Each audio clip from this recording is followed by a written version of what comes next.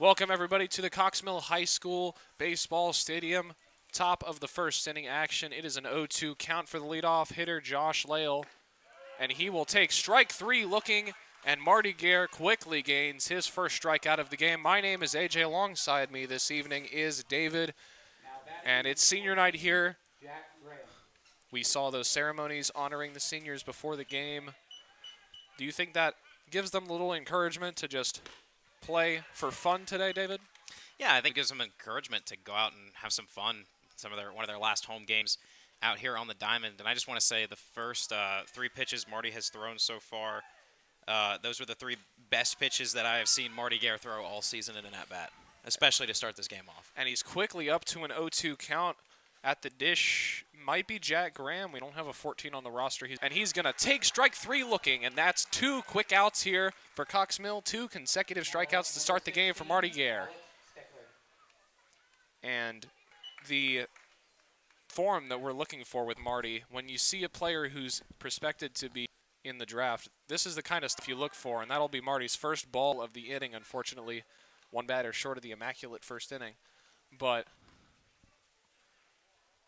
this is the kind of form we're looking for with Marty. He's definitely shown up with the first two batters the way that we expect him to, and that's going to be a blooper out to dead center in his tracks. That's the first out. Or that's the third out in the inning, sorry, and that's the first inning. I believe that was center field. Well, that's a good Marty Gare. That is the best inning that I have seen him pitch at home on the road. That's the best inning I've seen him pitch this season. That inning lasted 3 minutes. Yeah. The whole inning, 3 minutes long. I really have seen Marty feel comfortable on the mound. He wasn't trying to overthrow everything. Now, granted, I don't think a pitch really got into those high 90s like we've seen him in the past, but he was very controlled and was able to make batters miss and make batters miss swing. 93, 93 and 94 on those pitches anyway. Not high 90s, but still, those are minor league pitcher numbers. And those were minor league pitcher. Not want to face 93, 94 when I step in the box. I'll take 75 max. Anything higher, and I'm not comfortable. But on the bump today for Olympic, back there. It looks to be it's Alex Steckler. Number 16, warming up out there for Olympic.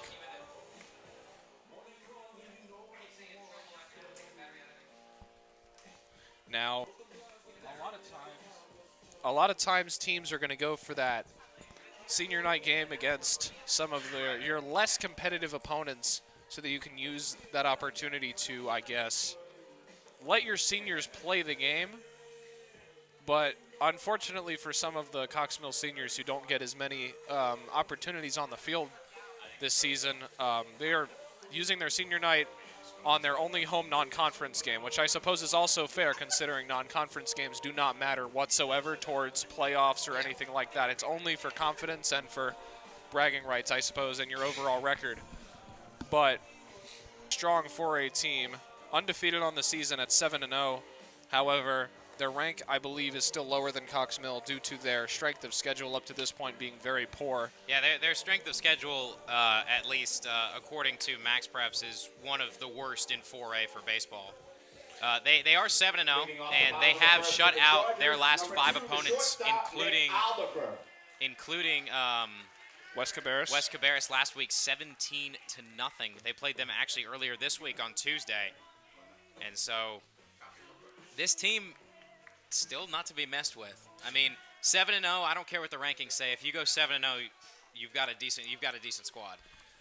The way that at least the South Mex 7 4A conference is doing it, which is the way a lot of conferences are doing it, is you're playing multiple 2-game sets, and that's a bunt from Aldifer to the pitcher. He'll bobble, and that'll be a leadoff base reach for the Chargers. I wouldn't say it was a base hit. It looked like an error.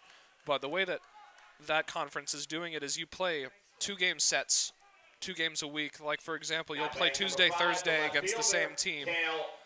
And the teams that Olympic has played up to this point include Philip O'Berry Academy of Technology, Harding University, and West Mecklenburg in their conference, which, not to do a disservice to those teams, are some of the worst teams in that conference.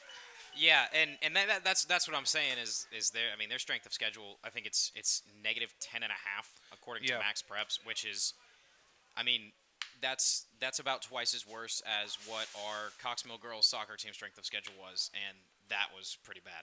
Yeah.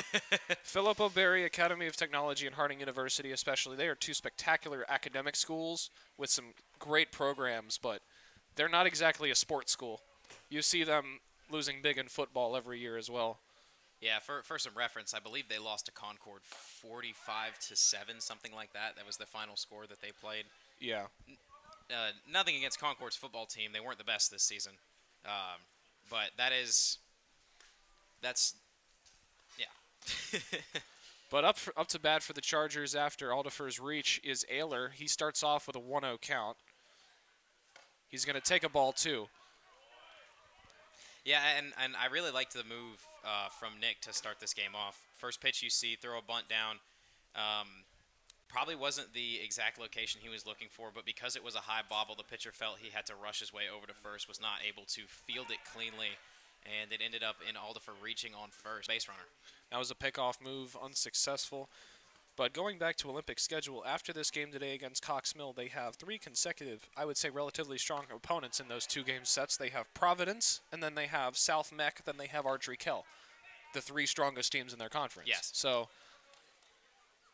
some interesting scheduling here from the Olympic Trojans. This is probably the game that I see for Olympic as getting ready to get in gear as far as playing good opponents.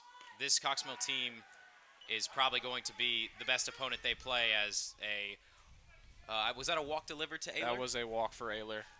I mean, this is probably the best team up until this point that the Trojans have faced in these Chargers. And so I see this as a way for them to get prepared to see what, I don't want to say real competition, but better competition looks like heading into their next couple weeks. Absolutely. Up to bat now for Cox Mill, the South Carolina Comet, the sophomore, Tyler Zadalis. He's got runners on first and second with nobody out up to this point, so a good opportunity for Cox Mill to really set this game off in the right direction after shutting out Olympic in the top of the first. They'll take a ball to start out his AB. Yeah, he's missed high with it seemed like the last 4 pitches, 3 fastballs, and that one just a breaking pitch that just stayed a little bit high. Not sure if he's just trying to work around these batters or just not able to get that ball under control, but hopefully he settles down a little bit. Swing and a miss from Zadalis on a fastball on the outside part of the zone. So it'll be 1 apiece here for Zadalis.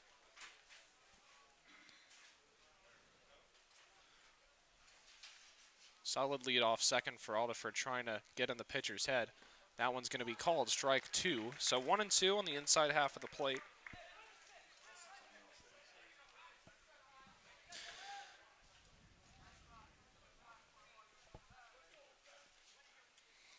Two on Zadalis. Runners not being held on. That's going to be a swing and a miss on a fastball.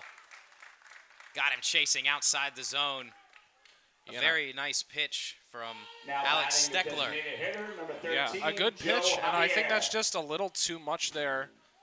What Zadalis was trying to do, he was just trying to do too much. He was swinging for the fences with no outs in the first. You just got to sit back and take one to the outfield there. Just probably a step too far. But regardless, still only 1 out. That ball's going to go outside. Aldifer considered going to 3 there, but ended up staying back. But still a very good position for the Chargers here in the opening inning. Joe Javier steps in for the Chargers in the 4 hole. Batting cleanup tonight. An interesting decision from Coach Robertson. Javier into the 4 hole. He's not a huge guy, and he's not exactly known for power, so maybe a different approach to the lineup tonight. Good pitch there from Steckler brings us to 1-1. Yeah, the Chargers are missing Jack McGowan tonight after suffering an ankle or leg injury in Tuesday night's matchup against the Northwest Trojans. So we do hope he's okay. He did have a brace on it during warm-ups today. Did not see him partake in soft toss, warm-up toss, or fielding. So we hope that he is okay soon and will be able to play some for the rest of the season.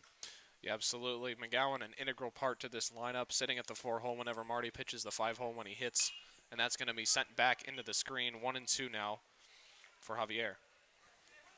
Yeah, not as many scouts tonight. Looking like only 2 or 3. I saw there was one that was set up down the third base line before the game, just outside of the Olympic bullpen. So not as many as usual, but still some, as the runner will go. He'll be safe over at third base. Both runners will advance on the steal from third. Good heads-up play there from Aldifer. Not sure if it was called, but if it wasn't, he saw the curveball, and he saw the curveball call from the catcher, and he sees the opportunity. But runners on second and third now. It's a 2-2 count. So that one's going to be sent back. Big opportunity for the Chargers becomes an even bigger one, as there's now 2 runners in scoring position in the opening frame. Nice awareness by Joe Javier to just make sure he can get that one out. That ball just leaking on the outside part of the zone, and not sure how the umps count will look. Doesn't know which way that one's going to swing, so fouls that one back as well. Send to the softball field.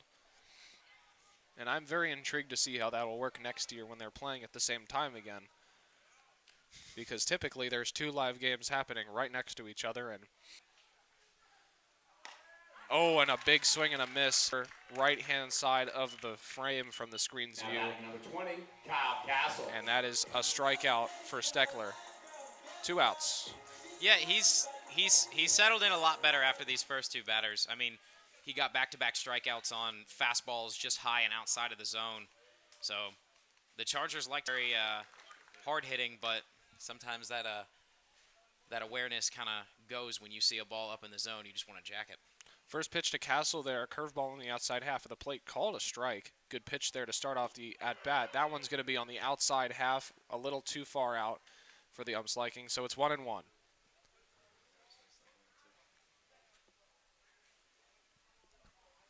So still second and third. Aldifer on third, Ayler on second, and that's going to be a passed ball, and Aldifer will score standing up. So Ayler will lose run of the ball game only in the first inning. Wow. Wow, indeed. Wow. My voice apparently thought it too.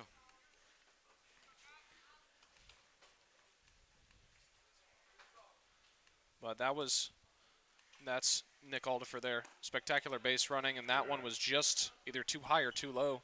Looked good laterally, but it'll be 3-1 there. But good heads-up base running by Nick Aldifer. A lot of times when you have those pass balls, you can look over to third and watch the runner make the decision. As soon as he saw that ball past the catcher, he was already on his way to home plate. So Kyle Castle will walk to first base in 5 pitches. Connor Welker, the second baseman, will come up to hit. And I got to say, I've been very impressed by Welker's play this season. I have been very impressed by the way Welker has hit so far. I mean, his defending has been pretty good as well. But I mean, for at least part of this season, he's been batting what, over 400? Yeah, exactly. He's been a machine anytime he gets up there, and so for a second baseman, especially, his hitting has been it's exceeded expectations. He's hitting more like a shortstop right now, at least from what you'd expect numbers-wise. And that one's going to be taken on the outside half, 1-0. Kyle Castle standing on first base. Cale Ayler standing on third. Runners loading the corners.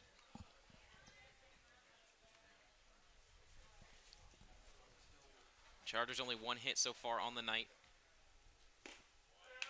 And Castle's running. The delayed steal there, able to pick up second base. So it'll be runners on second and third now for Cox Mill. I like that. I've seen Cox Mill do that a couple times where they're going to send somebody at second to see if they can get the catcher to bait, especially with a speedy guy on third and try and steal home.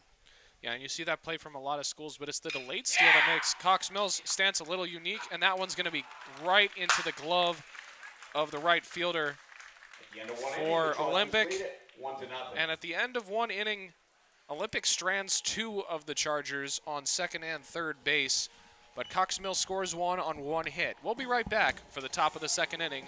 Cox Mill leads 1-0.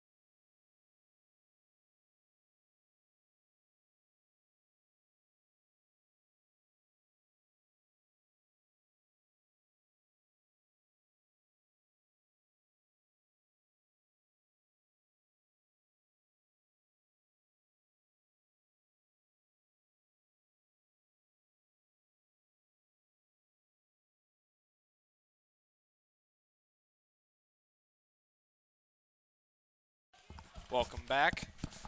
Top of the second inning. First pitch thrown by Gare will be a swing and a miss, a strike. Hitting up for Olympic, Will Farmer. He'll take a timeout here, trying to get used to the timing of Marty Gare's intense pitching. Will Farmer playing right field, recorded the last out in the bottom side of the first, as he was able to get his Trojans back to bat, only giving up one run. This pitch by Gare is wild and outside the glove of Maroney. That's the first kind of wild pitch we've seen from Gare so far tonight. Yeah, and it's really all about confidence. His team's up on top. That's something we didn't see against Northwest Cabarrus, or whenever the last time was that Marty pitched. We saw him give up 4. That was against J.M. Robinson away last week. We saw him give up 4 in the first inning, and after that the confidence was gone as the team was down for the remainder of the game. The 3-1 delivery is called a strike on the bottom part of the zone. A nice pitch by Marty not to give up the 5-pitch walk, and that'll load the count to Farmer. Yeah! Marty back to the dish and a strikeout. Farmer looked at it. And the strikeout call up here in the press box seemed to be much more enthusiastic than the umpire's reaction, as we heard the "yeah" up here from catcher Michael Maroney's father, and the half-hearted strike from the umpire behind the plate. They knew it in the booth before the umpire even called it. Next to the plate will be Jason Hernandez for the Trojans. He just swung through the first pitch. 0-1 count. Here comes the 0-1. Swung through. He definitely went past halfway, so it'll be a quick 0-2.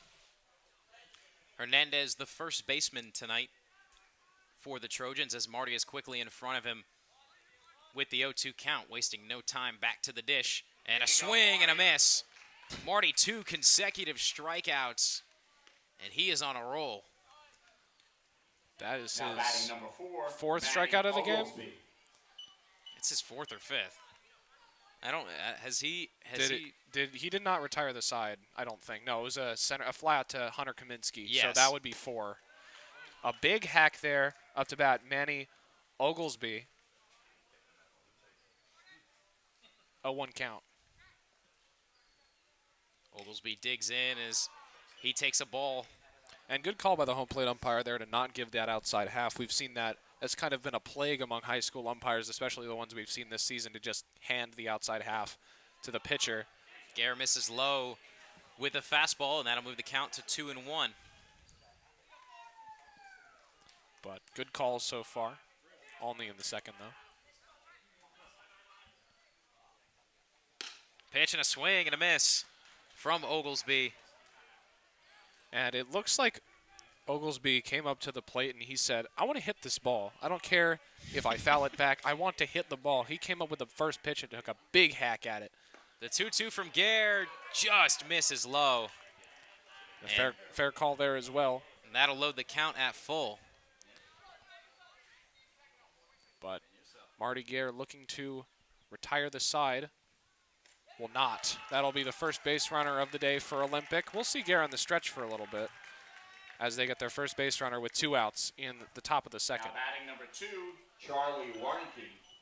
Yeah, and Gare, when he has missed so far, at least in this inning, he has missed primarily from the just on the outside part of the plate, really in that lefty's batter box, at least for the righties that he's faced so far. So, like AJ said, we will see Gare out of the stretch here as Oglesby has a pinch runner over on first, cannot see his number, but a pinch runner nonetheless, as Gare's going to throw back to first to check.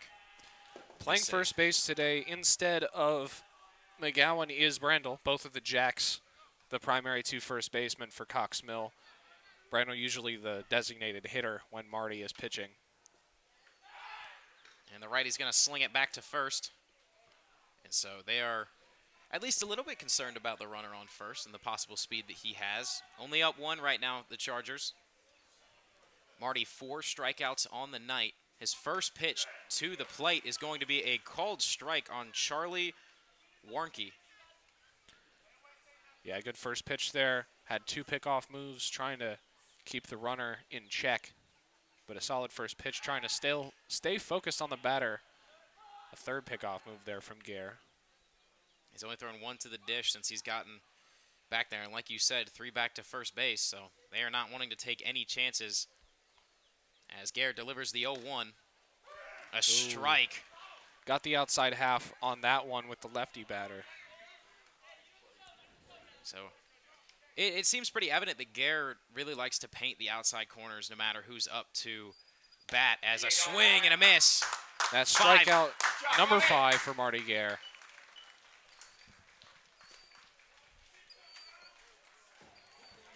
That'll end the top of the 2nd inning. So we'll come back for the bottom of the 2nd in just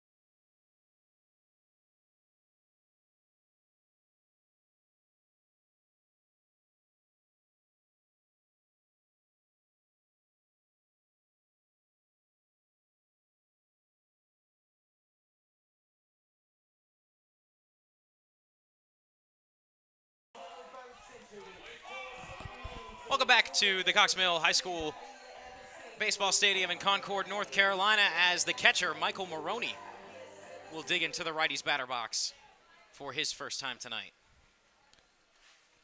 now Maroney hitting on the latter half of the batting order. I think he got bumped up to the 7 hole today compared to his usual 8.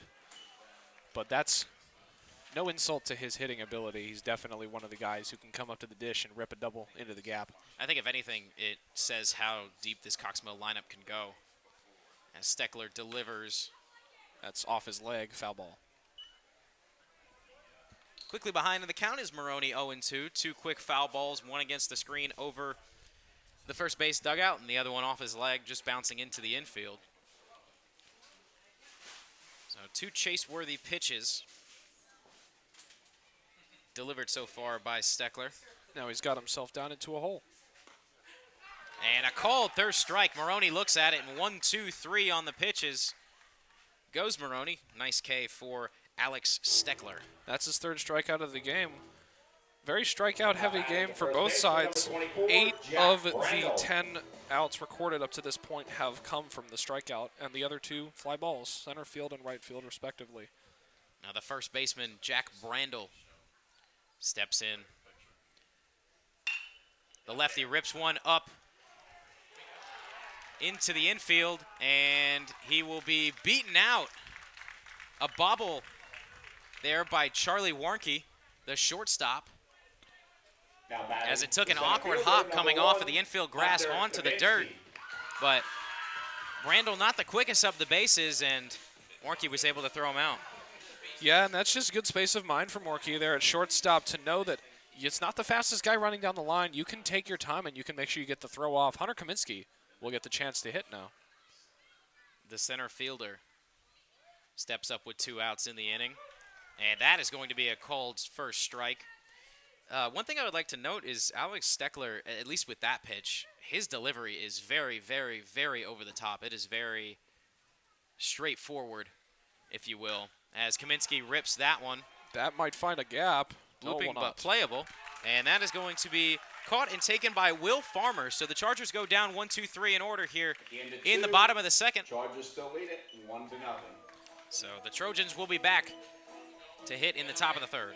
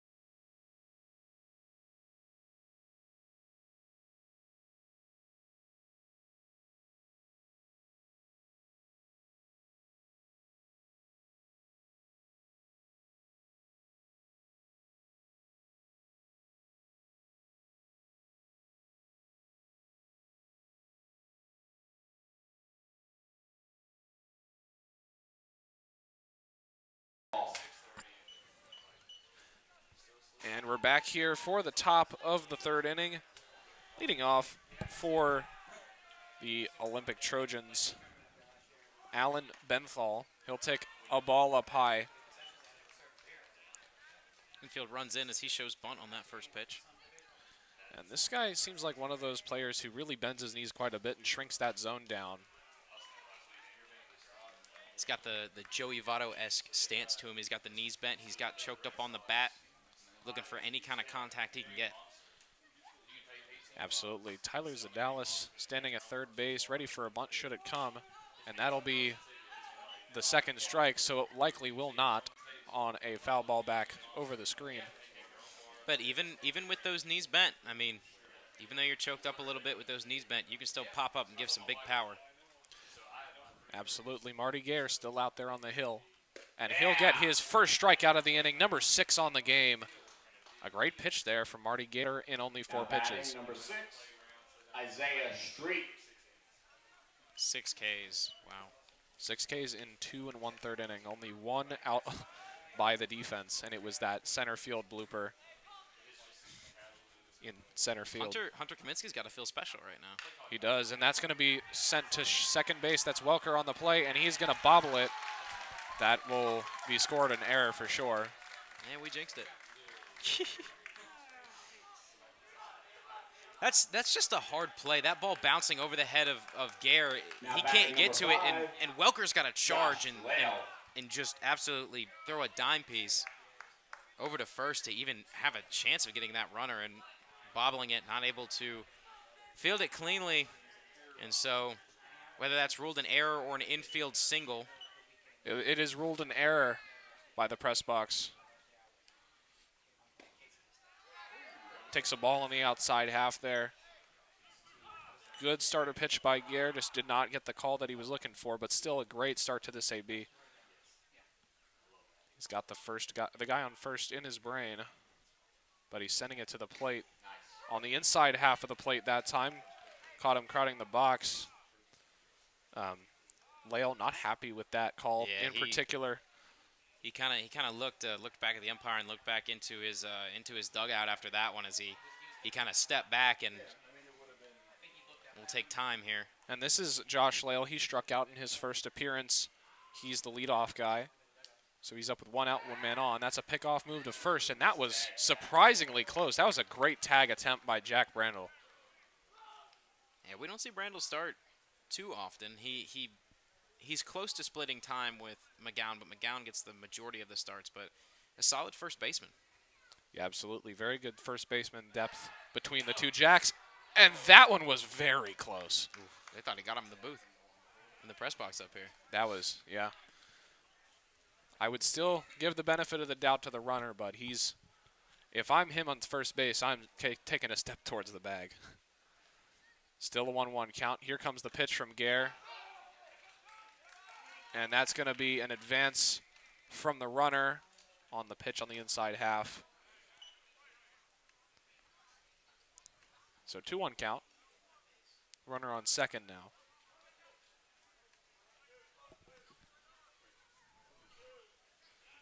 So now a runner in scoring position for Lael. A single away from tying up this ball game, especially with that speedster standing at second base. Time called. Yeah, I don't think Marty liked how big of a lead he had with nobody holding him on. You see Welker only a few paces away. He's going to stay within arm's reach. And Gare's going to send an absolute scorcher to the plate. That one looked very fast, even compared to his usual pitches. Yeah, it was hot off the bat from Lael, too. That got to the screen in a hurry. So it's a 2-2 count now with 1 out. And that's going to be another one sent towards the little kids there on the hill. It's going to bounce over the road onto the hill way out of here. A bunch of the little leaguers in their Bandits jerseys are running over to see if they can get that foul ball. Yeah, unfortunately, they'll have to throw it back to the field because they only have like 6 or 7 baseballs to choose from for the whole game. But still, the Gare advantage. A 1-2 count, I believe. Might be 1-2 or 2-2. And that one's going to be set to the third baseman, and it'll roll foul. Just had some spin and bounced out of play, or else that would have been a really, really tough play for Zadalis. But he had the space of mind to make sure he let that ball roll out and get the advantage back to the plate, back with his pitcher, Marty Gare. I like these Trojan jerseys. They're simple. They're clean. I like the red on the white. An Ohio State fan would say that. Yeah, he would. So the 1-2 time. Lael is one of those guys who does seem to call time more often than others, whether it's to get his own composure or try to alter the composure of the pitcher. It's definitely changing the pace of play, as Gare's keeping an eye on him at second base on the outside half. And we'll see what the umpire says in terms of the count, either 2-2 or 3-2. We're going to say 2-2. Our scoreboard and the scoreboard operator have two different things, so I'm not sure which one it is. You're going to assume it's 2-2. So will everyone else. And a great breaking pitch from Marty Gare. Maybe was given a little bit of help by the home plate umpire. Now batting number But 14, that one started in the opponent batter's box That was and filthy. broke at least close to the plate. That was filthy. Yeah. So 7th strikeout of the day for Marty Gare. 2 outs. Gosh, this kid is so good. Batting up now, Jack Gunner Graham. I'm assuming just Gunner Graham is what they put that nickname on Max Preps for. So it'll be 1-0.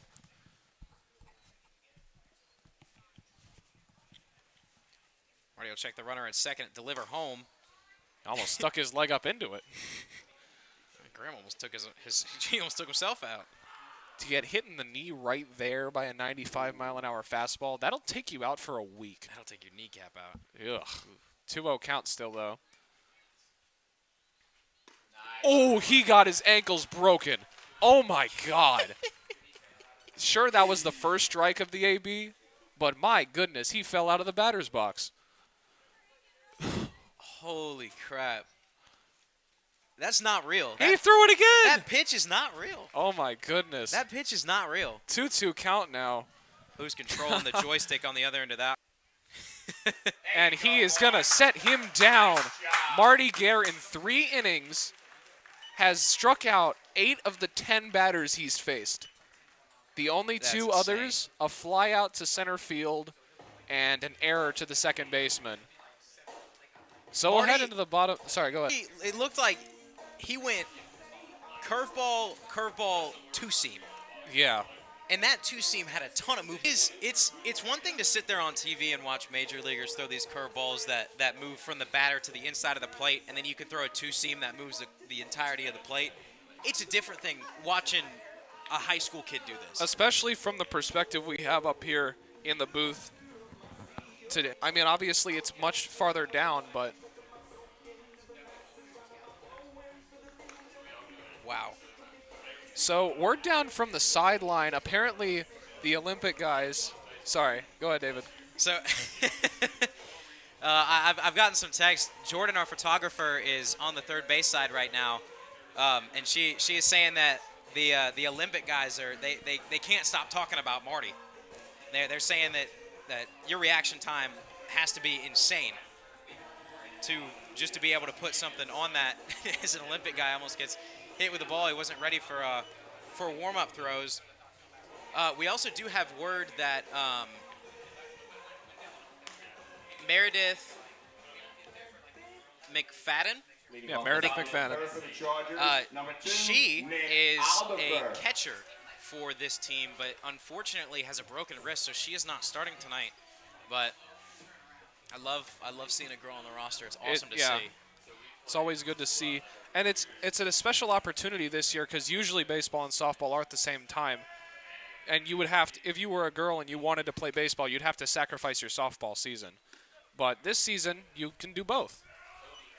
So that's a special opportunity there. First pitch to Nick Aldifer is a ball just outside of the. Through their order exactly once. The leadoff man with his Hotel California is going to. Center fielder's got a read on it, and he'll grab that. Good play out there for Isaiah Street, and Aldifer will be retired in 2 pitches. Just another long, loud out. Kale Ayler. There's only been one home run, I believe, for the Chargers so far this season. At No, there's Charger been a couple. Stadium. I know Marty's hit one. Jack has hit one. I just mean here at Charger Oh, Stadium. here at Charger Stadium, I think there's Yeah. only been one. It's just been, I think, Jack McGowan. Yeah, Jack McGowan had that hit just to the left of the scoreboard out there with the modern Nissan of Concord sign.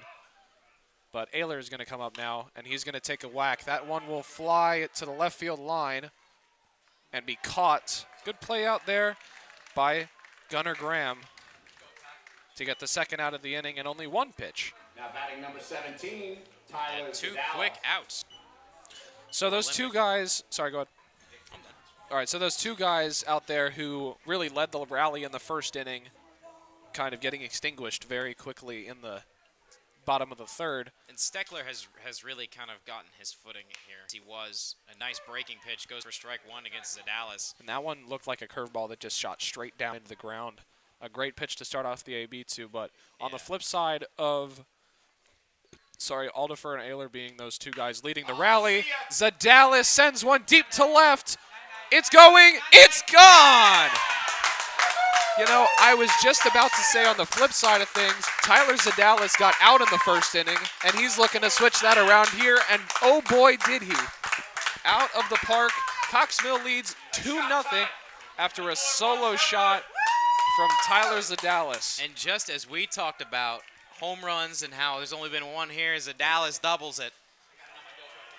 And really, when you look at that Cox Mill lineup before, you'll see that sophomore in the 3-hole, and you'll be like, what's he doing there? That's why he's there. That's why he's there. That's why the sophomore is on the varsity team. Gosh, he's so good. That was, I believe, Cox Mill's second hit of the ball game, and it's sent over the fence. First pitch to Javier is sent over his head almost. But that's to be expected after you give up a home run. That ball didn't get out by too much, but it was enough to get over the fence and played him home as That's a tomahawk from Javier. He's trying to beat it out. He will not. And that will retire the side. So Cox Mill, The Chargers lead it. off 2-0. the solo shot from Tyler Zadallas, lead this ball game 2-0. It's been a quick one so far, only playing for 40 minutes, and we're already into the bottom of the fourth, or the top of the fourth, sorry. Regardless, we'll be right back with the top.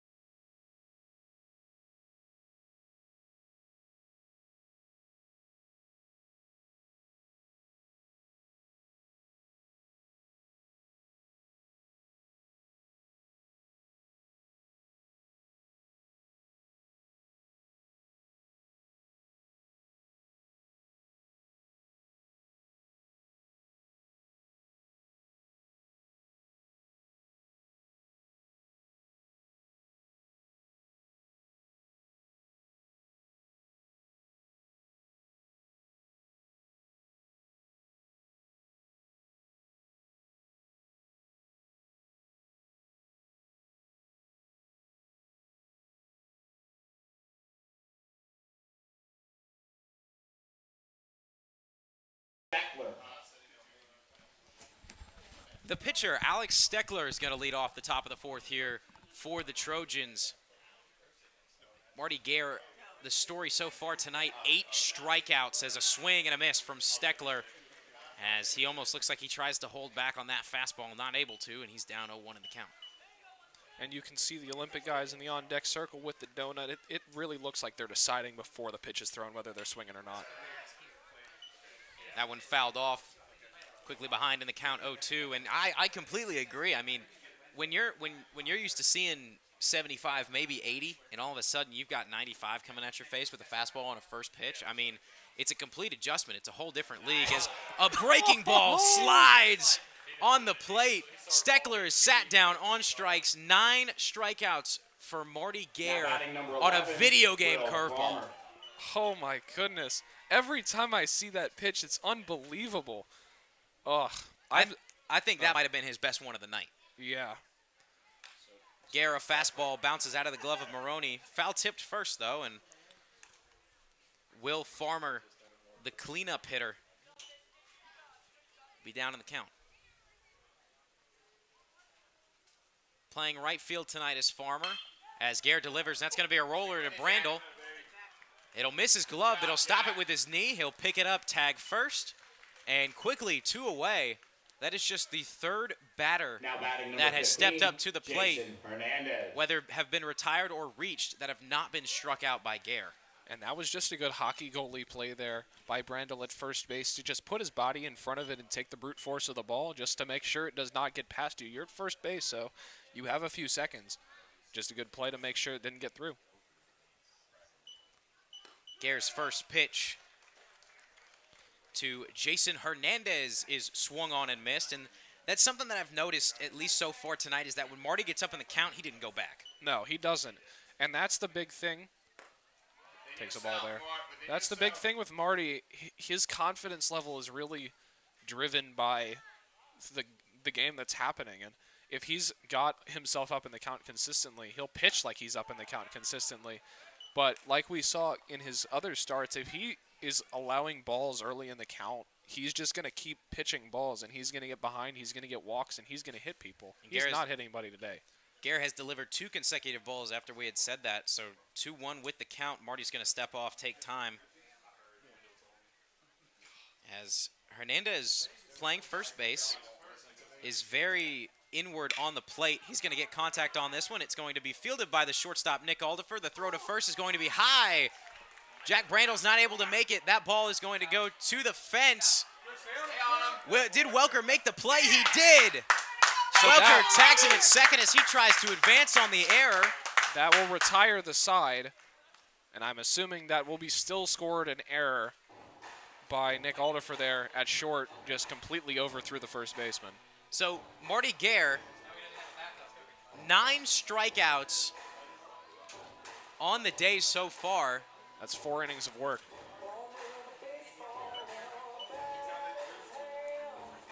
And Meredith, like, she is out just to catch warm-up for the pitcher. Love to see if she came in the game, but she does have a broken wrist. At least that's the report that we have, although both of her wrists look fine to me. We saw her catching warm-up for the starting pitcher before the game got going. But so Marty Guerra, while there have been 2 errors, and now, knock on wood, has no hits through 4 innings. That's through 4. You can't say that yet. It's a 7-inning game. Yeah, it's a 7-inning game, but it's still. It's like saying it through the 6th. But we'll keep you updated on that. We'll be right back for the bottom of the 5th. Cox Mill leads 2-0 after the top of the 4th. Sorry, bottom of the 4th, not the 5th.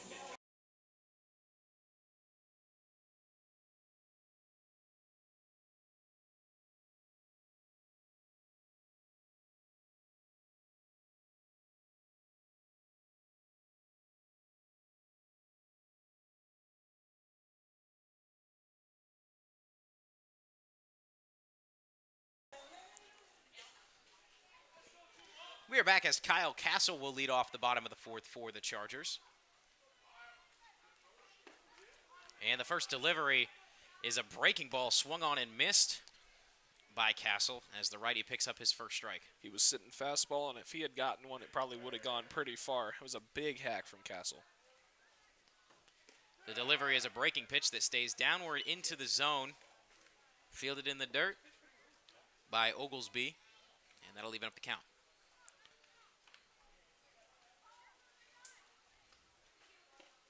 And Castle check swings. He did go. Yeah, absolutely. So just unsure on what he wanted to do, and before he realized, bat was already around for strike 2.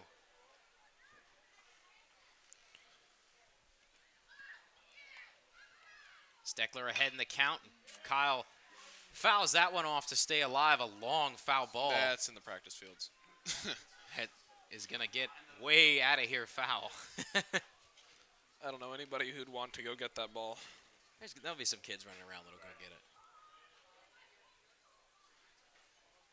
Still behind the count.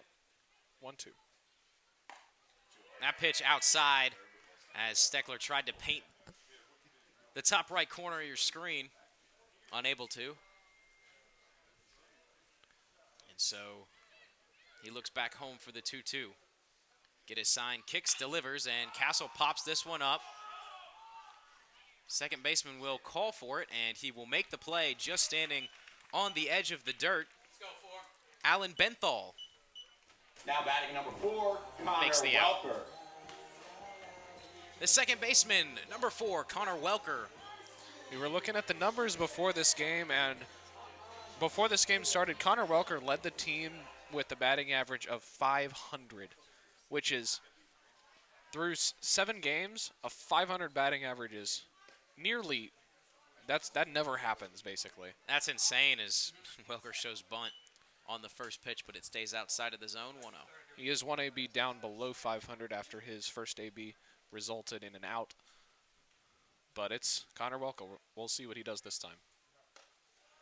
Steckler's next pitch is high and outside of the zone, and so Welker looks at 2 to the dish, 2 balls called, and he's ahead in the count. Michael Maroney standing on deck. 1 out in the inning, nobody on. And that ball bounces in the dirt before it's fielded by Oglesby. And so behind in the count 3-0 now is Steckler to Connor Welker. And that's going to be a called strike as Welker was ready to head down to first. Didn't like that one. Nevertheless, first strike in the at-bat as Steckler gets one back to 3-1. Welker fouls that one off, and we're back to full. And he really gave him a strike there. That one was well above the strike zone, probably about at his neck. But he wanted the 3-1, so we're at full now. The full count from Steckler. Down in the dirt, Welker will take a base on balls, and he will be the first base runner for Cox Mill Now batting number 8, Michael since the second Maroney. inning. Hey, add a second error for Cox Mill. Cox Mill has 2-2-2 across the scoreboard, 2 runs, 2 hits, 2 errors. The visiting Trojans have zeros across the scoreboard, 0 runs, 0 hits, 0 errors. The speedy second baseman Connor Welker leads off first as Michael Maroney, the catcher, digs in at home plate. Welker goes in the first pitch. Maroney swings, and it's going to be a passed ball that gets back to the backstop. And so looking for a possible hit and run there, and a wild pitch, or a pass ball rather, will result with no throw to second for Welker. And So- plays like that are probably one of the main reasons why I believe that the pop-up slide is probably the most valuable skill to learn in baseball. That's not like an obvious thing that you need. Maroney swings on a breaking pitch, fouls that one back against the screen, and he's now down 0-2 in the count. Still good contact, able to get on that curveball. Could see it tail pretty far across the plate. 1 out in the inning for the Chargers, 1 man in scoring position. That's Connor Welker standing on second. He'll get his lead as Maroney looks at a ball down in the dirt. Nice job by Oglesby to not let that one slide and get under him. So that'll be the first ball of the at-bat recorded. Jack Brandel, number 24, the first baseman, on deck for the Chargers as Welker looks to steal third, and Maroney swings at, I think, a strike 3 that hit him, but We'll see what's happening with the call. so I believe it hit Maroney, but I think they're discussing if he went around or not. I believe if he went around, it would be ruled a foul ball. I think that's how it works. Yeah, but and the guys in the box saying Maroney acted like he did foul that one off. What's the call? Are they just going to say Now where you batting are is number cool? 24, So I Jack believe that Brandel. I think the call stands as it is a swinging strikeout. However, because it was not gloved by the catcher, it goes to the backstop, and Maroney will advance to first without the force tag at first base. So James Green will come in to pinch run for the catcher as Jack Brandel now digs in the lefty side of the batter box. Green is going to steal, and not a clean fielding from Oglesby, so no throw down, especially with Welker on third. You don't want to give it up. So this becomes a big opportunity for Jack Brandel. 2 men in scoring position. Your team only has a 2-run lead, so it's not exactly free passage at this point. 2 runners in scoring position for the Chargers, only 1 out. Brandel looks to change that. He'll check his swing on a ball low, and he did not go, so that will be a ball. So he's getting himself ahead in the count here, which is the way you want to do it, because now you have a couple swings to mess with. Way outside, 3-0 now. You've got room to put Brandel on, but not something that you want to do. And do you give Jack Brandel the green light here? Because he's a first baseman. You can't pinch run him. Do you want him to take a daddy hack in this pitch? No. But it'll be a called strike anyway. And that's what I would have done. I would have sat on that one, especially with how errant he's been with those last 3 pitches. You make him make the mistakes. There's no point you grounding into something and getting yourself out. Make the pitcher make the mistakes for you. 3-1 count. Delivery outside. Brandel will take a base on balls, and the bases are now loaded. For Hunter Kaminsky.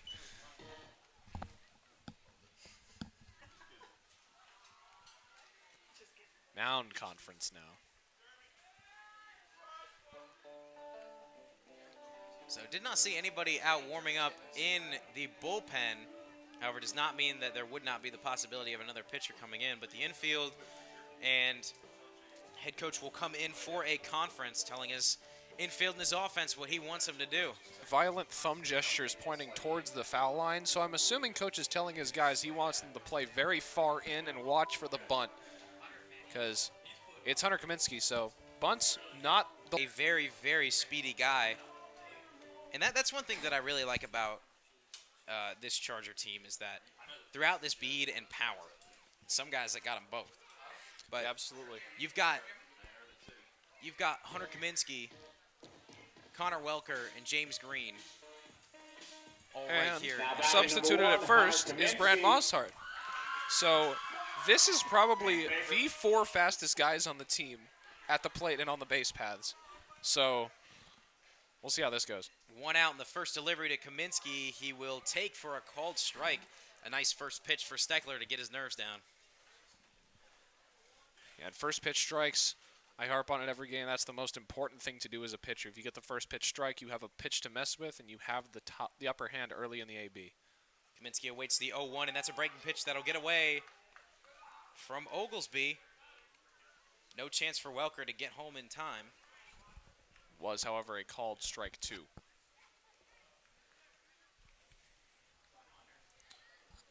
So Kaminsky falls behind in the count.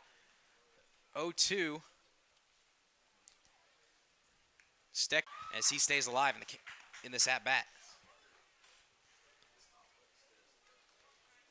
He's got very, very quick hands. Bring that bat around.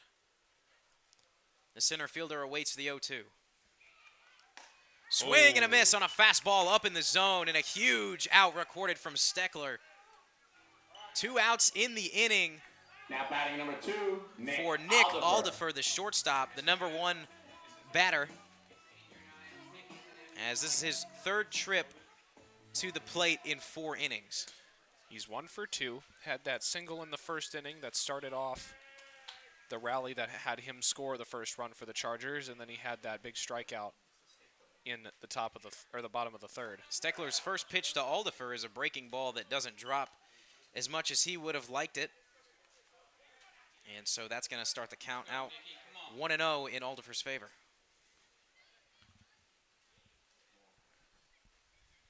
Bases loaded, and that one just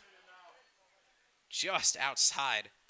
And it almost clipped Aldifer on the hands. It was very, very close, but with how the Chargers like to crowd the plate, that one could have easily gone for a strike. Yeah, and the catcher was looking for it, too. He held the glove there, framing it after a while, and that's going to be high in the sky with 2 outs.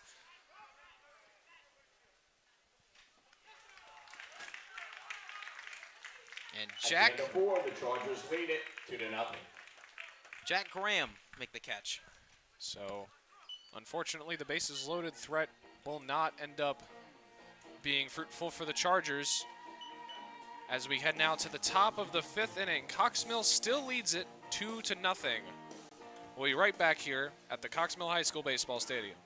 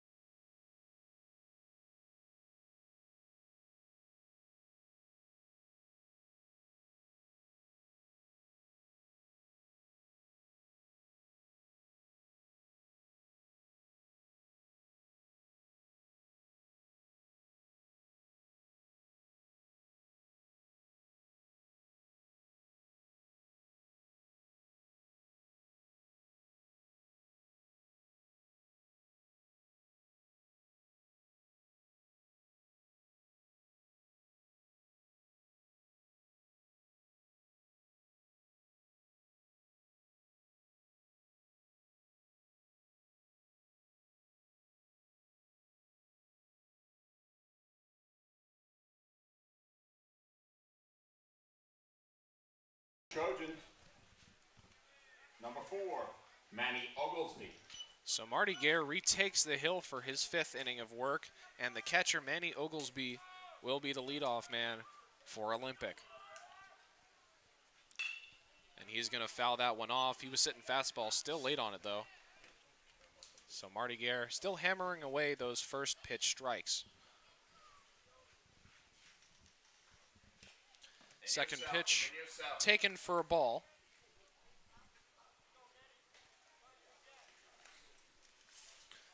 So still about even on this AB, 1-1. A big hack there for Oglesby. He'll go down 1-2 in the count.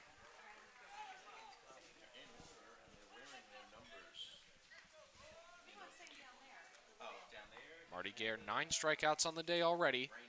And that one's going to run in and hit Oglesby. So a leadoff base runner for Olympic, and he looks like he's not feeling very well after that one. No. Marty Gare pitch anywhere on Now batting number 2, after it.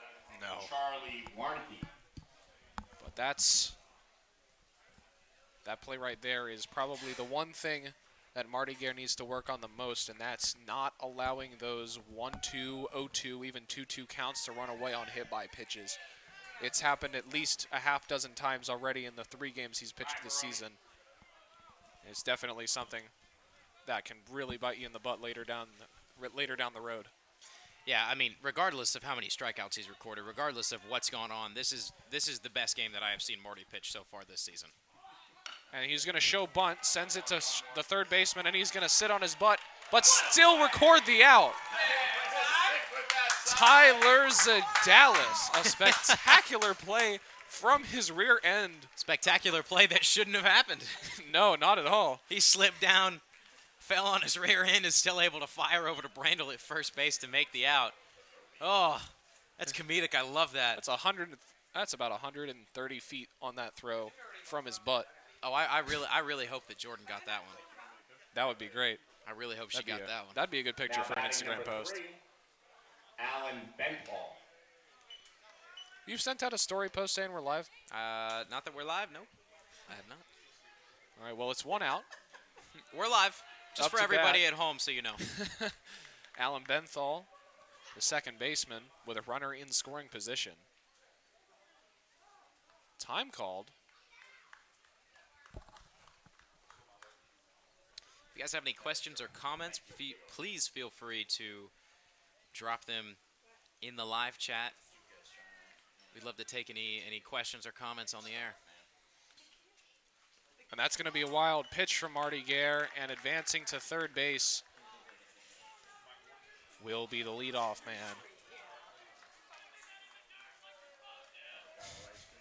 And that was a heckle from the Olympic dugout.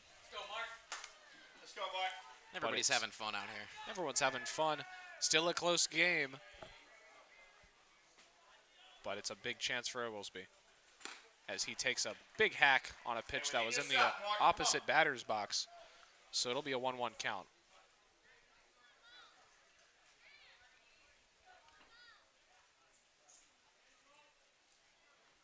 Watching out for the bunt, as that one's going to fly high above his head. Shortstop Nick Alderfer is running all the way over from his position to cover third base for the potential pickoff.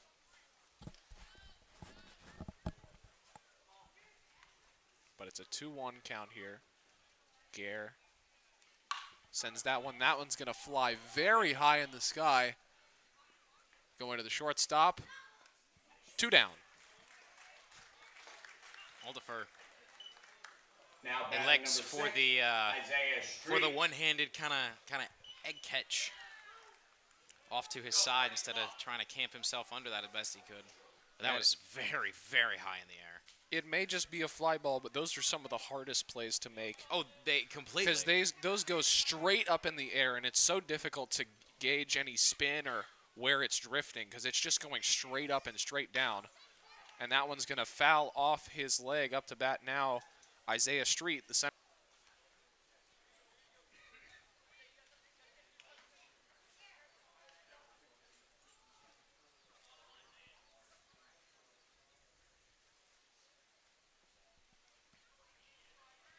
So a quick mound visit. Maroney will take a word with Gare. He's got the advantage in this counter on third, so they've got to make sure they're not sailing anything over Maroney's head or underneath him, just to make sure that they can keep that donut in the run column. But Isaiah Street would like to change that. Good pitch there on the lower inside half of the plate. Ump will give the call. It's a quick 0-2 deficit for Street. Man, now I want donuts. Said one comment about donuts, and now I want them. That might be a hit after the game, and that's going to be hit to the shortstop, and it's going to roll through, and that's definitely going to be considered the first hit of the game for Olympic High School. So it took them 5 innings, but they will score their first knock and their first run. An RBI single Now batting number 5 for Josh Lale. Isaiah Street. Street. So unfortunately, the no-hitter disappears for Marty Gare, but still 4 2/3 innings. Swing and a miss on a fastball high in the zone as Lau comes up for his third at-bat of the night. Yeah, Josh Lale, he likes to call time, but Marty Gare is going to call time this time with a pickoff to first base. But it's relatively uncommon. You see the no-hitter and the shutout disappear in one swing. But usually when it does happen, it's on a home run. That one was to a hard hit ball to shortstop. And that one's going to be hit off the knob to Zadalis at third base. And that will be the third out of the inning. That will retire the top of the 5th. So Olympic scores their first hit and their first run of the game. An RBI single by Isaiah Street. Cox Mills still leads it, though, 2-1. We'll be right back for the bottom of the 5th.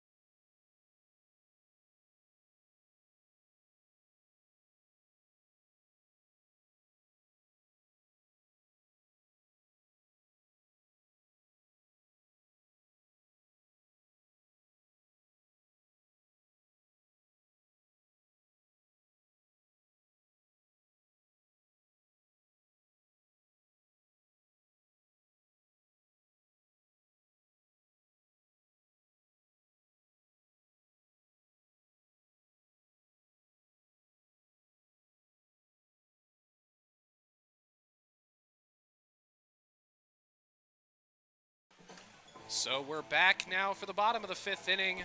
Cale Ayler leads it off for Cox Mill after Aldifer ended the inning last time.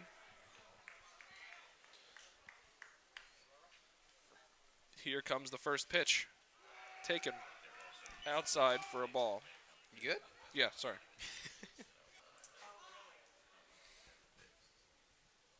Ayler has a very open batting stance as That he one's- pops this one up.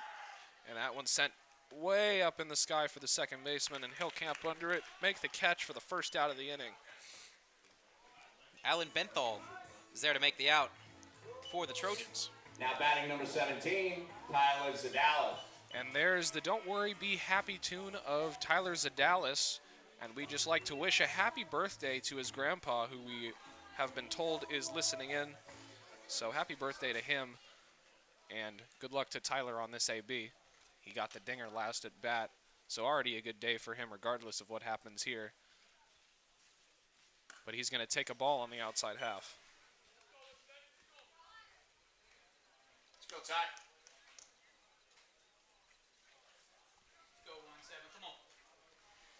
1-0 count for Zadalis, and like you mentioned, he hit one out of here for Gramps earlier. And that one's going to be a bouncer that almost went into the grass. So, my goodness, the coach there for Olympic was making a competition out of getting there before the umpire. He booked it out there. And that's the definition of bouncing one up to home plate. Absolutely. The pitch from Steckler is a breaking pitch that'll be down in the dirt. So a 3-0 advantage to Zadalis. Got one out in the inning, so you're just looking to get on base and start something here, because on deck comes some of your biggest hitters. Joe Javier, followed by...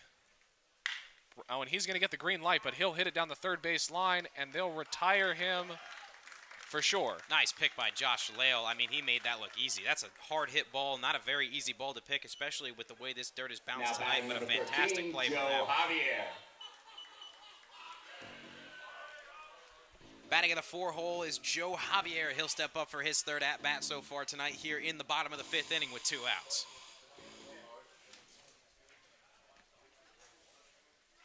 But only 3 hits on this whole ball game for both of these teams, which that one's taken. He's going to hold it there for a long time and waits for the umpire to say out loud, ball 1, before pulling it from that spot. And I'd agree, he's given that spot to a couple other guys earlier today. So We do apologize if there are some frame rate issues on the camera. Our hotspot's been having some issues the last couple of games. I'm not too sure why. Verizon has just been a little spotty all over the place, not just for the hotspot, but for the phones in this area as well. yeah, it's just bad luck. Nothing we can really do about, unfortunately. But so we're hoping to make the audio of this broadcast as descriptive as we can to try to alleviate any communication issues you might get from not being able to see what's going on. And that pitch is going to be taken for a strike on the outside half of the plate. It's 2-1 for Javier. Our streaming software is saying we're dropping about 80% of our frames, and that one's going to be hit to the left side, off a glove, and through. So Javier will hit the 3rd hit of the game for the Chargers. Leo was able to make the last one, not able to come up with that one cleanly, and Now batting number I'll give him a 20, pass after the last one that he Kyle gloved. Castle. Yeah, absolutely. And Joe Javier is definitely a guy who's been vying for a starting spot on the roster all season.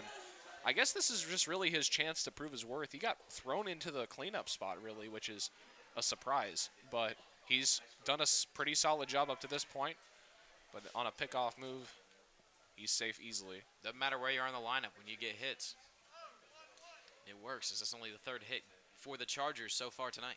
Javier is just really one of those athletic players. I'm pretty sure he can play nearly anywhere. But it looked like Kyle Castle wanted to show bunt really badly, so he showed bunt on the pickoff move. Come on, Kyle. Let him know he's got it in the arsenal. But Javier is a speedster, so I understand the pitcher's decision to make a couple pickoff moves here. And he's running. It's the steal and bunt, called strike 1. Javier is... Oh my goodness, that was a spectacular throw by the Olympic catcher. Manny Oglesby. Wow. Dart. At the end of 5, the Chargers lead it 2-1. That was a dart directly into Benthal's glove. He didn't have to move it an inch to apply the tag. You can be the fastest guy on planet Earth, and if the catcher throws one of those, you can't do much about it. But if Cox Mill retains the lead, only 3 more half innings to play. We'll see you in just a moment for the top of the 6th inning.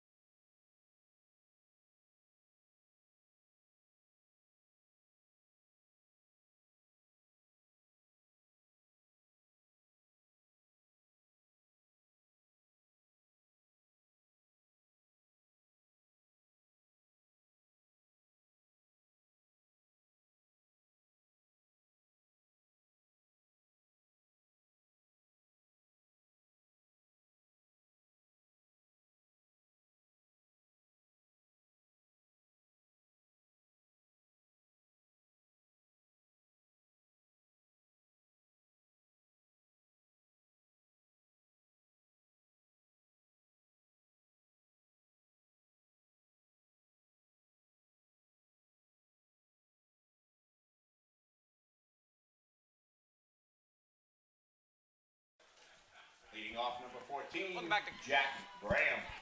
Welcome back to Cox Mill High School here in Concord, North Carolina for the start of the 6th. Marty Guerra still out there on the bump as that's just I don't know what that was. Showed bunt, kind of tomahawk chopped at it, but nevertheless it's recorded as an out.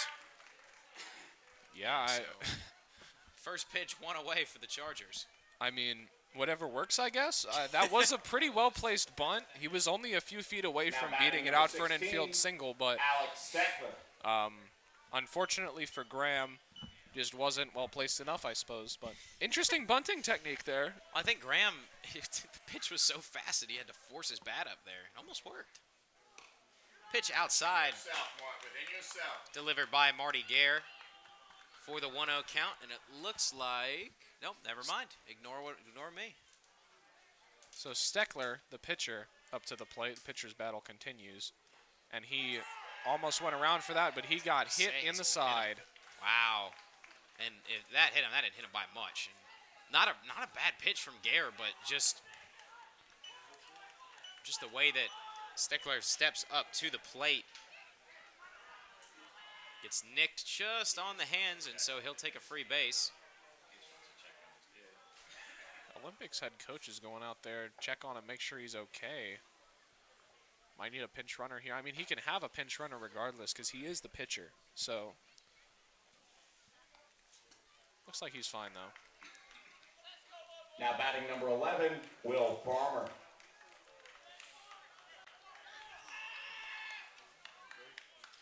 The cleanup hitter, Will Farmer, now digs in at the right side of the plate. 1 on and 1 out as Marty Guerra is going to kick and deliver his first pitch at this at-bat, and it's going to go for a fastball called strike. And that's just on the outside half of the plate. Good placement there from Guerra. That's exactly where he wants that pitch to go. His command has been much better today than it has been in any of the other starts we've seen from him this season. Oh, absolutely. As Guerra delivers, that one fouled off, and runner was going. But thanks to the foul ball, it'll send him back to first, so Guerra needs to be aware of that.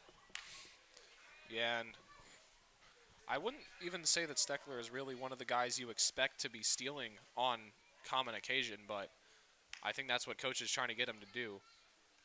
And unsurprisingly, Guerra goes to pick off, and it's going to go over the head of Brandel. So Steckler is going to take second easily, but the throw will not come in. It'll be ran in by Connor Welker. I think that Guerra just trying to heave one back, trying to catch the runner off guard, but an errant throw leads to him getting second base either way. Yeah, and those are just the plays that you have to make sure you don't make, because you got a batter at 0-2 at the plate. Focus on that. Would That be the ball first recommendation. Is ripped. Kyle Castle is under it, and Fly ball is recorded for an out. He'll throw down to Zadalis at third to make sure the runner does not advance, and so there's 2 away. What? That was a great throw from Kyle Castle. That was a, wow, yeah. Like, that was a good one-hopper. You called it all nonchalant, but, like, he barely flicked that ball in his wrist, and it bounced one hop into the chest of the third baseman. Like, that was pretty impressive. But it's 2 outs now, this time for Hernandez. Hernandez, the first baseman, looking to bring in the tying run. He is the go-ahead run at the plate. First pitch of this at-bat is going to be low and outside, delivered by Gare. And that'll go for ball 1 as we see him work out of the stretch. Nobody holding the runner on at second. Gare's got to be getting close to his pitch limit. Not sure his exact amount. But his delivery here is a swing and a delayed miss by Hernandez. And with high school ball, your pitch limit is something that's kind of arbitrarily set by your coach. You have to have a certain number of rest days based on the number of pitches you've thrown in your previous appearance, but in terms of the maximum number of pitches that you can throw in a start, there isn't one.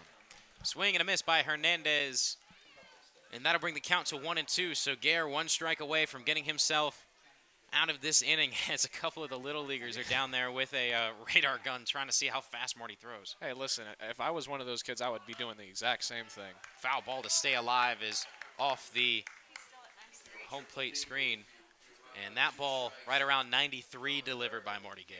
That's incredible. He's thrown, this is his 6th inning of work, and he's still in the 90s. That is fantastic. This kid's in high school? Yeah, somehow. The 1-2 from Gare.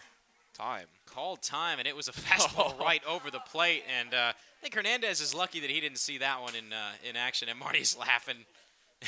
Laughing it to himself as well. Like, oh man, you took that one from me?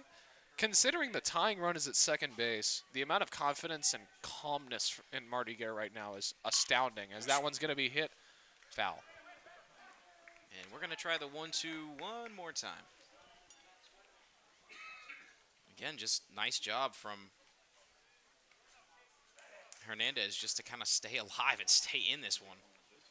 He's not going down without a fight, that's for sure. 2 outs in the inning. The 1-2 as Marty looks back at the runner. He'll kick and deliver, and that's going to hit Hernandez just on the inside. And that's the second time that that's happened today for Marty. He's got that 1-2 count. He's got the AB, and Manny Bean's the guy on the inside. Marty looked like he couldn't believe that just happened. Ugh. He's got a smile as Maroney walks up to the plate, and so they'll discuss what they're going to do. What's happening? Oh, coach is giving the umpires more baseballs. As Manny Oglesby will now step to the plate, the catcher for Olympic. Now batting number 4, Manny Oglesby. Now, Marty did not record any strikeouts in the 5th, and he has not recorded any strikeouts in the 6th either. So he's starting to rely on his field defense a little bit more than he was previously. Runners on first and second as this at-bat gets started with a swing and a miss. A big cut from Oglesby. Goes for naught. As Marty picks up his first strike of the at-bat, 0-1 count. He'll look back towards second and then deliver home. Another swing and a miss on a high fastball, and Oglesby is looking to put one in play and try to get his Trojans up. He's not looking to put one in play, David. He's looking to put one out of play over the center field fence. Those are massive cuts. Gare, the 0-2, wasting no time. Called third strike. Marty Gare reaches double digits on strikeouts in 6 innings of work. And that retires the top of the 6th. Marty Gare, fantastic work. And that's his first strikeout in 2 innings. Yeah, absolutely. We were just talking about that. It seems that every time we mention something, like Tyler Zadalis getting out his last time up, or Marty not throwing a strikeout in a couple innings, or whatever it may be, it seems to happen immediately after we mention it not happening. You know, normally it works the other way. Exactly. Jinxing normally works the other way. It doesn't work for your team, it works against your team. But hey, we'll take whatever we can get. We will, but Cox Mill will have potentially their last ABs up here in just a moment. We'll be right back on the Cox Mill Sports Network.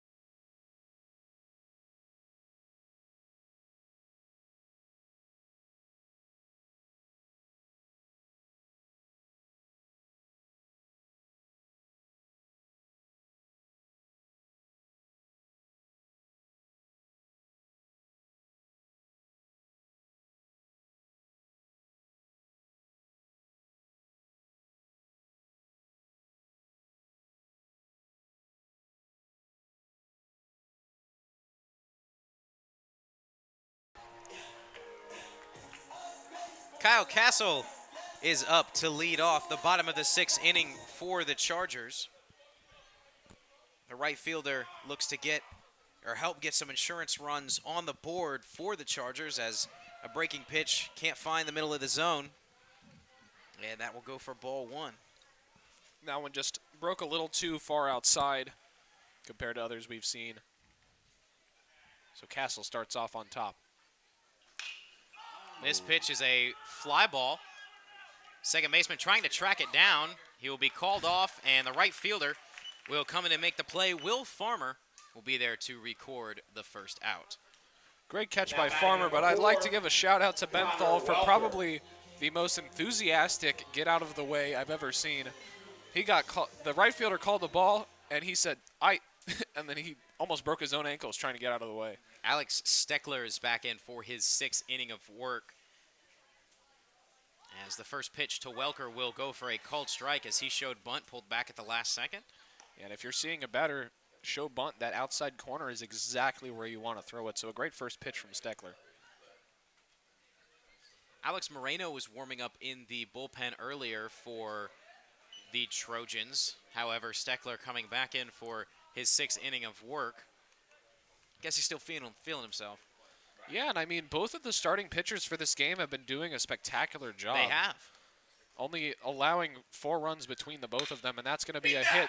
And that's going to bounce to the shortstop, but Welker's got it beat by a bit. Man, we've seen a couple bouncing balls tonight that just seem to stay in the air forever before they can get to any position player. Now batting number 8.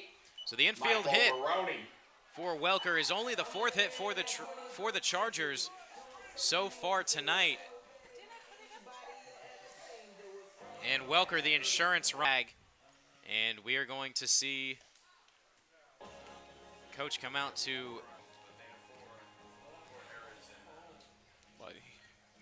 I would want to keep Steckler in here. I think he's heading on the mound, just checking with him, seeing how he's doing. How you feeling? You good to go? All right, let's do this. Nothing but encouraging words. We have 3 hits and 4 errors. Per game changer. The first pitch is that ball is a throw out, and that almost looked like it was designed to try to catch Welker down at first base, but he didn't get that big of a lead, and so that's probably what Coach was coming to talk about. If he sees that Welker's got a big enough lead, throw one out and see if he can beam him at first. It's a pickoff, and it's going to go, and Welker's going to be obstructed, maybe? No, he'll get there in time. He's going to round second. He's trucking to third base. Welker slides in at third. And on the pass ball to the first base side, he's going to advance all the way from first to third, and he ate a bunch of dirt on that one. My goodness, he almost missed third base on that dive. But Connor Welker turns on the wheels. He was flying across that diamond. He was. So that makes Kyle Castle's job a lot easier. They need to get the... Or that's not Kyle Castle. It's sorry. Maroney. It's Maroney, and that makes Maroney's job a lot easier. He'll foul one down the third base line. Yeah, might need to get the grounds crew out there. There might be a little too much sand or too much dirt down next to third base. Well, It looked like he slid into a sand dune. well, I think it all is in his shirt now, so it won't matter after this. But 1-1, 1 out. Breaking pitch misses bottom of the zone, and nice take from Maroney. Just Not looked to a little. pull the trigger on that one. Just looked a little low there.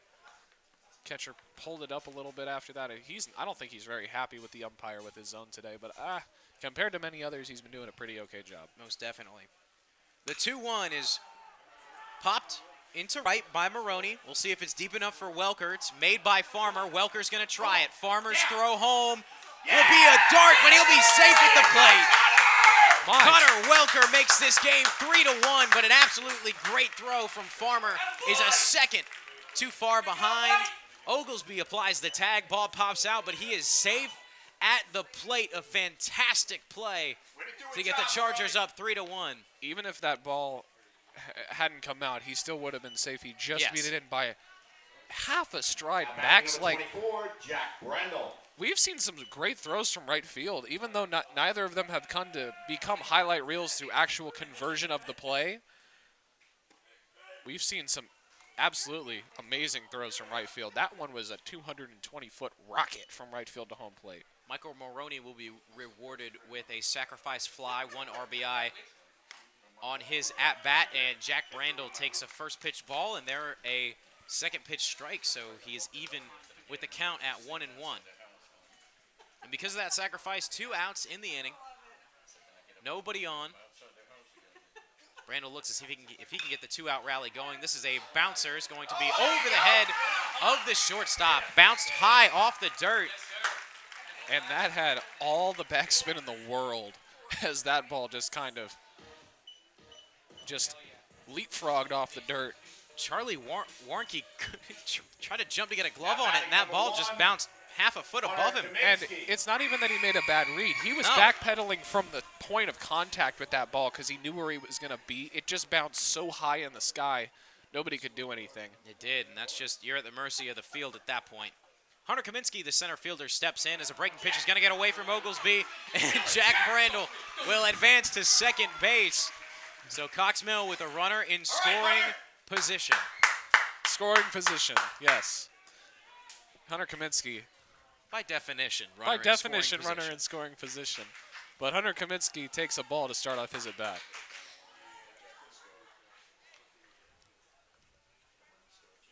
The 1-0 Kaminsky will be swung on and missed, and he was looking for a hard ripper to bring Jack home. He wanted that one real bad. He did. He very, very much did. But the plate appearance is not over for Kaminsky. He's only at 1 apiece. This one is popped in out of play, and if it stays on that trajectory, it looks like it's going to land over on the softball field. And did it, AJ? I think so. I can't really tell, but I'm pretty sure it did.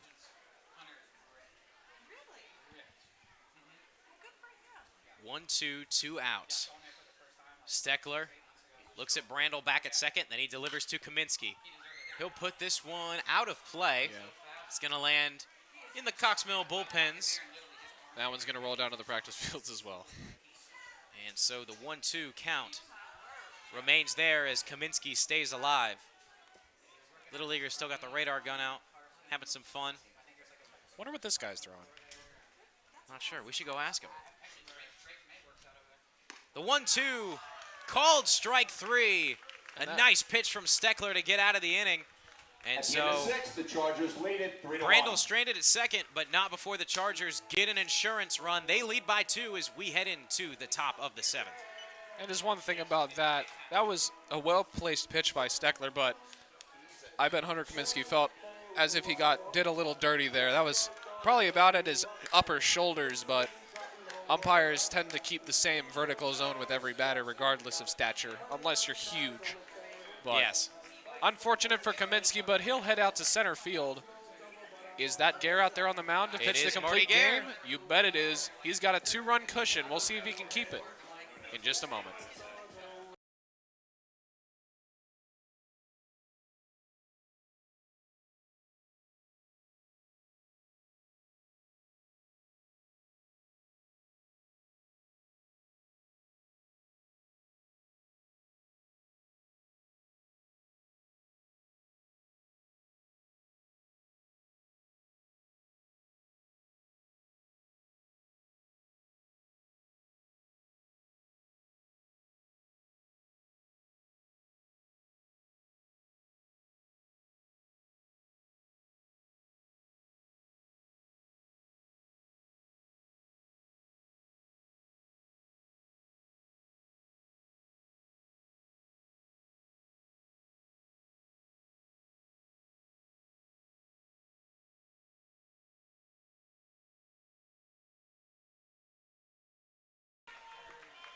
So Charlie Warnke, the shortstop who had that bouncer flying over his head last inning, will be the start of the last stand for the Trojans.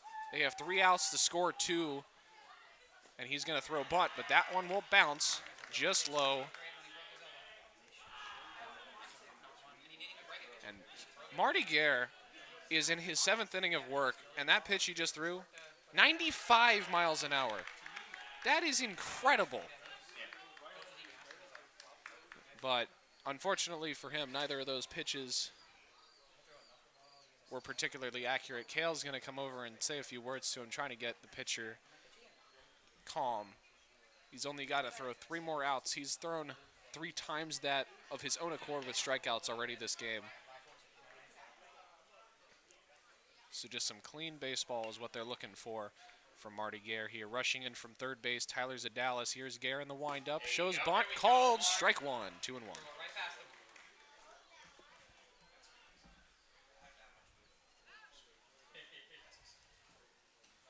In the windup again, Gare. Pulled back the bunt, 3-1, so a money ball count here for Warnke.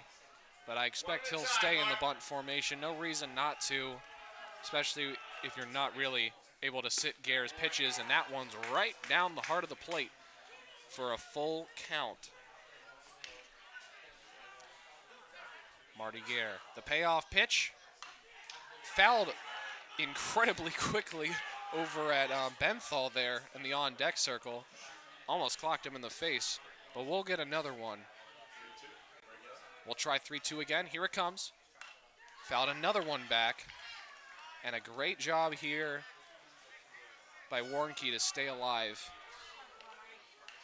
He'll see another full count pitch. He's trying to force Gare to throw one out of the zone. But he will not. Marty Gare sets down his 11th man on strikes, and Olympic is down to 2 outs to go. Batting number 3. 93 on the Alan strikeout Benthal. delivered by Marty. That's incredible. Absolutely. It's insane.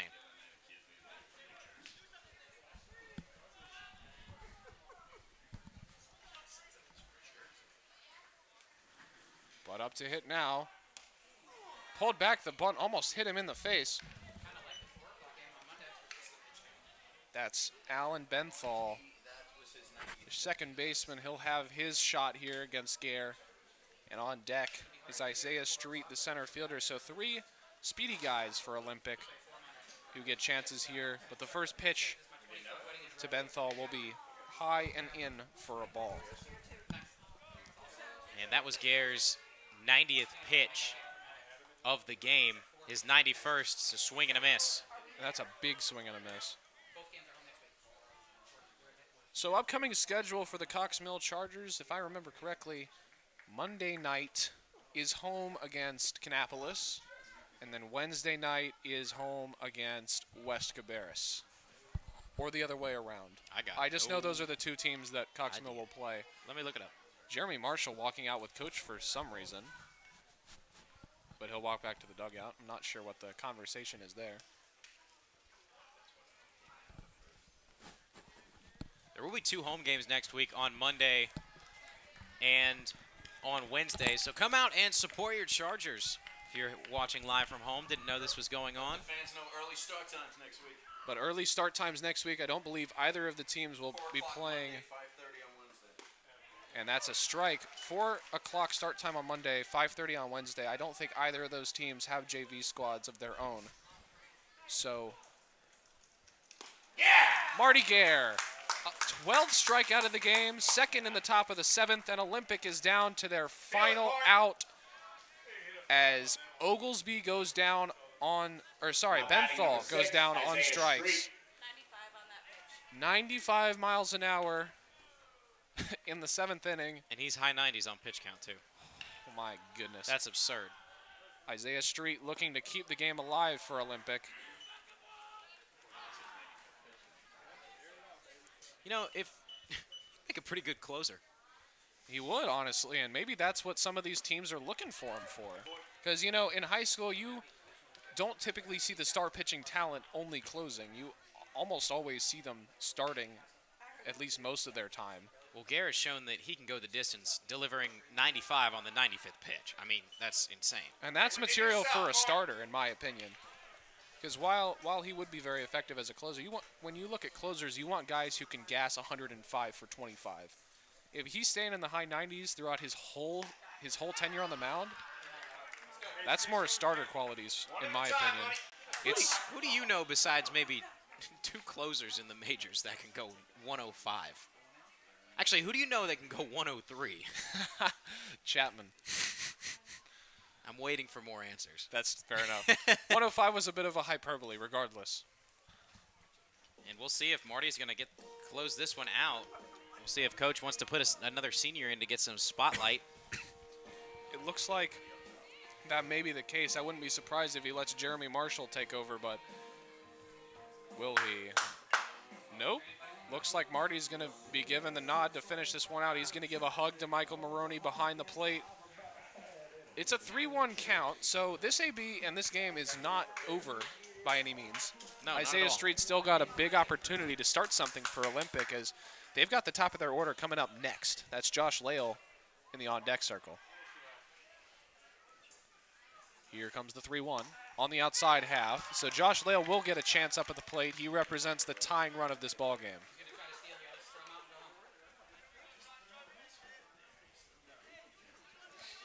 And Isaiah Street, only a Now batting sophomore. number He's got some 5, speed on the base Josh paths. Lale. But So- in terms of the grand scheme of the game, Isaiah Street's run does not matter. You could let him run around the base paths right now, and in the grand scheme of things, it really would not matter. Isaiah Street just represents a stepping stone to getting to that tying run, who stands at the home plate right now. But Marty Guerra throws a beamer right down the middle of the plate for the first strike, 0-1. Inside half, called strike 2. Very generous call. A little bit of a generous call, I'd agree. But crowding the plate has really been a thing we've seen a lot of in high school ball in the past few years. But 0-2 down to their final strike is Olympic. They'll live to see another one, as Street will be given the free pass to second base. Coxmill's not worried about him. A little bit of miscommunication there. Maroney looked like he was debating it. Marty got down on the bump, but no throw. But it's a 1-2. Olympic will live to see another sling. That one's going to be a passed ball, so Street will advance to third. But as I said before, his run doesn't really matter. You know, we've been speaking things into existence tonight. I mean, you said it doesn't matter how much he runs around the base pass. That's what he's done the last 2 pitches. He's gone from first to third. Exactly. But still 2-2 count. Lale trying to keep this inning going, trying to get Graham up to the plate, the left fielder. 2 apiece, 2 outs. Gare will step off. He's still in his stretch.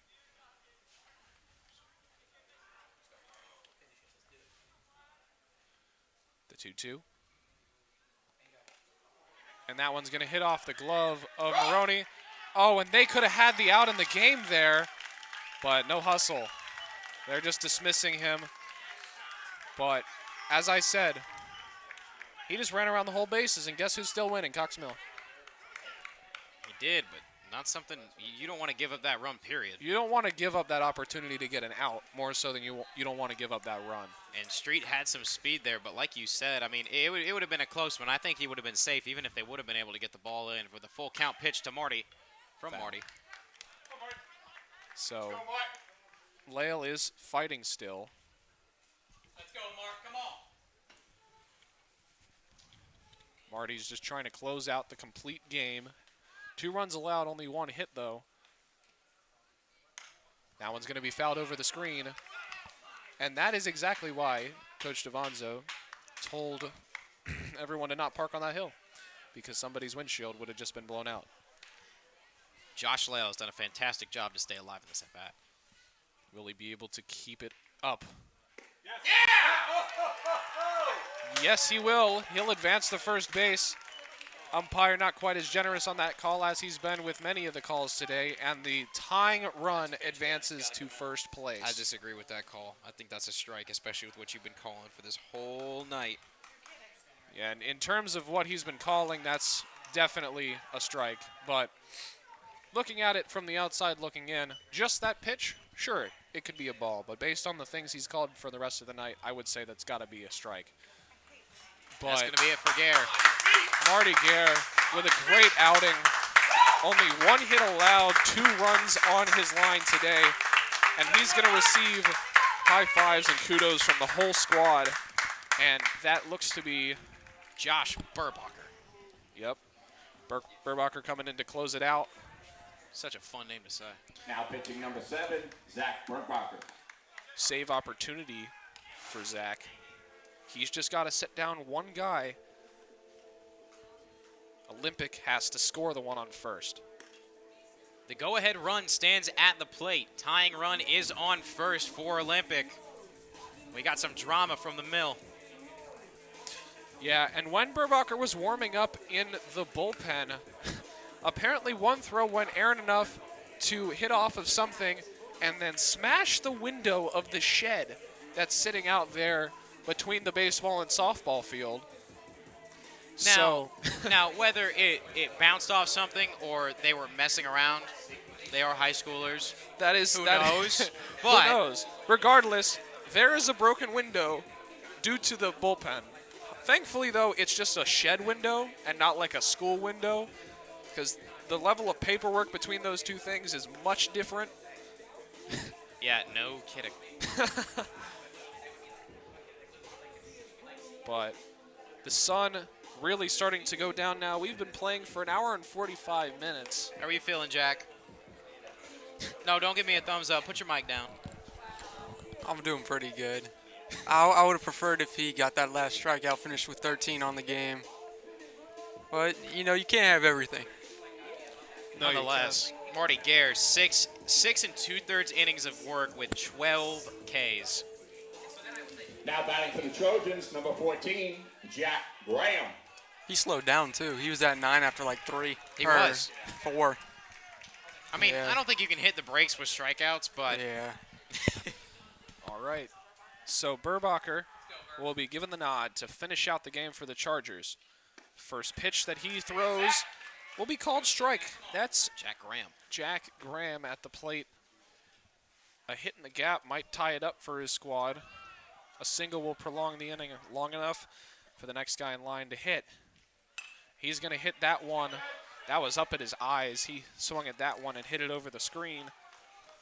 But next man in line, Alex Steckler, the pitcher. He pitched all 6 innings up to this point for Olympic. But The Chargers hoping they won't see him in the 7th. it's an 0-2. That one's high and away, just like the last one, but not fouled off that time. I like that pitch. I do. I like that pitch up and out of the zone. Try to get him to chase and finish this one without any kind of contact. Nothing on the ground. Nothing at all. Finish it with a K. And here comes the 1-2. Fouled off. So Olympic has found themselves down to their final strike, this AB and last AB. Burbacher looking to use his unfamiliarity to his advantage. This is the first time any of the Olympic guys have seen him on the hill this season. And that one's going to be hard hit to left field, and that'll be a single. Advances the runners by 1 base. So this game will continue. Olympics got a shot, and their tying run is Now in scoring batting, position. number 16, Alex Steckler. Batting in the 3-hole, the pitcher, Alex Steckler. And Steckler's got an opportunity to really do it all himself. He's only allowed Cox Mill to score 3 runs in this game. And if he could hit one across here, it would give him the opportunity. Burbacher, a 2-seamer, stays very high and almost clips the chin of Steckler. Luckily, he was not hit, and it'll just go for a ball. So 1-0 count. Keeping an eye on the man at second. That is the tying run. And that's going to be hit high in the sky. Michael Maroney keeping an eye on it, but it will go over the screen and bounce right behind the press box on the stairs. That was basically straight up and down if that's where it I bounced. was really debating running out there and see if I could catch it. That's unsafe. To run out there and then try to find a ball that could be already in your forehead. Especially in the night sky. Yeah. With no lights back there? Yeah, but what's the fun without a little risk? Sure. So Burbacher. Ball's in his hands now. Olympics bench cheering on their guy at the plate. A little too low. 2-1. Regardless, that still was a great pitch from Burbacher to keep it from hitting the batter, because that one originated inside the batter's box. That one's going to be hit to left. Caught! And that is the ball game. The Cox Mill Chargers win this one 3-2 in 7 innings. Marty Gare, the winning pitcher. Final score, the Chargers 3, A total the Trojans of 6 2/3 innings pitched, 12 strikeouts, 2 runs allowed, 1 hit allowed. On the close, Zach Burbacher, 1 hit allowed, Next 1/3 of an varsity inning game is pitch. Monday night against West Cabarrus at 4 p.m. 4 p.m. So West Cabarrus is the Monday game, Kannapolis is the Wednesday Congratulations to game. all the seniors. And that will wrap up a great senior night for Cox Mill as the Chargers take down an undefeated Olympic squad to bounce back to a 6-2 record on the season. They got 2 very important conference matchups next week, and we will bring them to you here on the Cox Mill Sports Network. From myself in the booth, from David alongside me, Jack here doing the scoreboard for us, and from our photographers, Natalie and Jordan. We thank you all for listening, and we hope you have a spectacular night. We'll see you again on Monday.